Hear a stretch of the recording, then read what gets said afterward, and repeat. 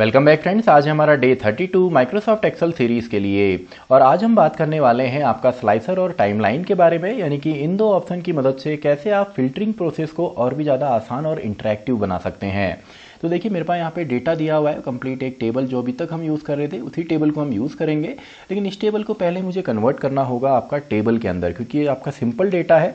तो इसको मैं टेबल में कन्वर्ट करता हूँ। तो टेबल में कन्वर्ट करने का शॉर्टकट होता है आपका कंट्रोल+T। तो कंट्रोल+T, सारा डेटा हमारा आ गया। ओके आप कीजिए। तो देखिए इस फॉर्म में आपका डेटा आ गया है। अब आपने क्या करना है, अब आपने जाना है सिंपली डेटा टैब में, इंसर्ट टैब में, और इंसर्ट टैब में आपको यहाँ पे पूरा ग्रुप मिलेगा फिल्टर्स करके। यहीं पे आपको दोनों ऑप्शन मिलते हैं, स्लाइसर और टाइमलाइन का। तो जैसे ही मैं स्लाइसर पे क्लिक करता हूँ तो देखिए सभी जितने भी हमारी हेडिंग्स थी वो आपको यहाँ पे मिल गई। अब मैं यहाँ पे इसको देखना चाहता हूँ, फिल्टर करना चाहता हूँ कंट्री के बेस पे। एक हम कंट्री का यहाँ पे स्लाइसर बना लेते हैं और एक हम रीजन का यहाँ पे स्लाइसर बना देते हैं। तो जैसे ही मैंने ओके यहाँ पे किया तो देखिए आपके दो स्लाइसर आपको मिल गए। एक है कंट्रीज़ का, यानी कि जितनी भी कंट्रीज़ यहाँ पे हैं, टोटल 5 कंट्री हमारे पास यहाँ पे हैं, उन्हीं के नेम बार बार रिपीट हमने यहाँ पे किए हैं। और 4 हमारे रीजन हैं, east to west, north and south. तो यहाँ पे देखिए अब मुझे यहाँ पे अगर इसको कस्टमाइज करना हो तो जैसे ही मैं इस पर क्लिक करता हूँ ऊपर स्लाइसर का आपको एक नया टैब मिलेगा एंड यहाँ से आप इसको कस्टमाइज कर सकते हैं। जैसे यहाँ पे बेसिक इसका कलरिंग का है, आपको जो भी यहाँ से डिज़ाइन पसंद है, डार्क हो या लाइट हो, आप उस पर क्लिक कीजिए। फॉर एग्जाम्पल ये हमने लिया। इसके अलावा आप जैसे एक के ऊपर एक इसको रखना चाहें, इसको आप कर सकते हैं सेंड बैकवर्ड या ब्रिंग फॉरवर्ड, इस तरीके से आपका ये आएगा। आगे पीछे आप इसको कर सकते हैं, जैसे ब्रिंग फॉरवर्ड में करूँगा तो ये आगे आ जाएगा। इसके अलावा आप यहाँ पे इसको और भी ज़्यादा कस्टमाइज कर सकते हैं। जैसे सिंपली मैं इसको यहाँ से उठा के यहाँ पे ले आता हूँ और अब इस स्लाइसर में देखिए यहाँ पे दिया हुआ है कॉलम्स का। तो अभी फिलहाल ये एक ही कॉलम में है, मैं इसको यहाँ पे 2 कॉलम, 3, 4 कितने भी कॉलम्स में आप लगा सकते हैं। तो चलिए इसको 4 कॉलम में हम यहाँ पे ले करके आते हैं। ये आगे जब आप डैशबोर्ड क्रिएट करेंगे तो वहाँ पे काफ़ी इंटरेक्टिव लगता है और वहीं पे इनको हम यूज़ भी करते हैं। और इसको चलिए मैं ऐसे ही रहने देता हूँ।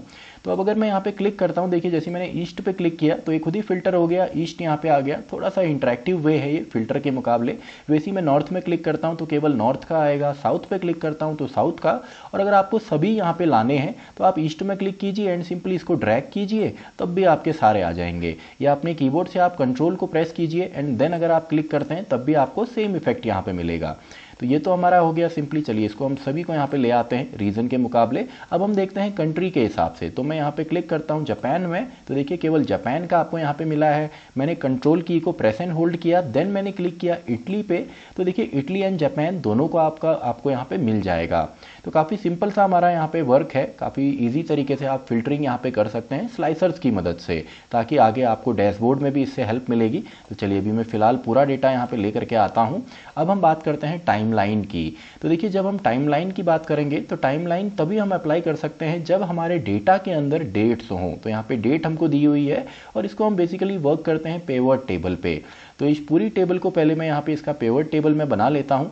तो इसके लिए मैं जाऊँगा सिंपली आपका इंसर्ट में, देन मैं जाऊँगा पेवट टेबल पे।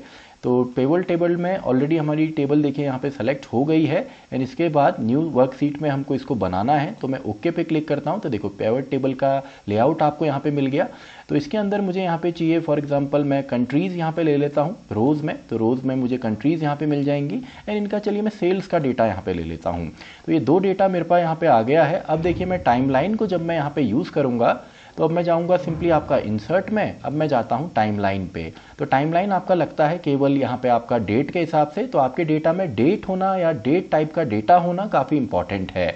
तो ऑर्डर डेट को मैं सेलेक्ट करता हूँ एंड ओके पे क्लिक करता हूँ। तो देखिए टाइमलाइन आपको यहाँ पे मिल गया। इसमें भी सिंपल है, एडिटिंग आपका सेम उसी की तरह है। यहाँ पे देखिए एडिटिंग के सारे फीचर्स आपके सेम हैं। अब यहाँ पे जैसे ही मैं यहाँ पे सितंबर में क्लिक करता हूँ तो केवल सितंबर का डेटा आपको यहाँ पे मिलेगा। अगस्त में क्लिक करता हूँ तो अगस्त में केवल फ्रांस में ही सेल आपकी हुई है। वैसे ही जुलाई का डेटा देखिए, जून का डेटा देखिए। तो इसको हम टाइमलाइन बोलते हैं, यानी कि अलग अलग टाइम फ्रेम के हिसाब से आप कंप्लीट डेटा यहाँ पे देख सकते हैं। और जिस भी फॉर्म में आपने देना है, फॉर एग्जाम्पल आपके बॉस ने आपसे कहा कि मुझे मंथली डेटा नहीं चाहिए, मुझे डेज के हिसाब से चाहिए, तो डेज के हिसाब से आपको मिल जाएगा, तारीख के हिसाब से अलग अलग। वैसे अगर आपको यहाँ पे चाहिए मंथली तो मंथली भी आप देख सकते हैं। आपको क्वार्टरली चाहिए तो क्वार्टरली आपको मिल जाएगा, ईयरली आपको चाहिए तो ईयरली भी डेटा आपको मिल जाएगा। तो जिस भी ईयर में मैं क्लिक करता हूँ देखिए उस ईयर का डेटा आपको यहाँ पे खुद ब खुद यहाँ पे आ जा रहा है, खुद ही फिल्टर होके। तो आई होप आपको अब आ गया होगा समझ में, क्योंकि इससे पुरानी डेट तो मैंने नहीं ली थी, केवल 2023 एंड 24 का डेटा आपको मिलेगा, तभी इसमें जिसमें कोई भी डेटा आपके पास नहीं है।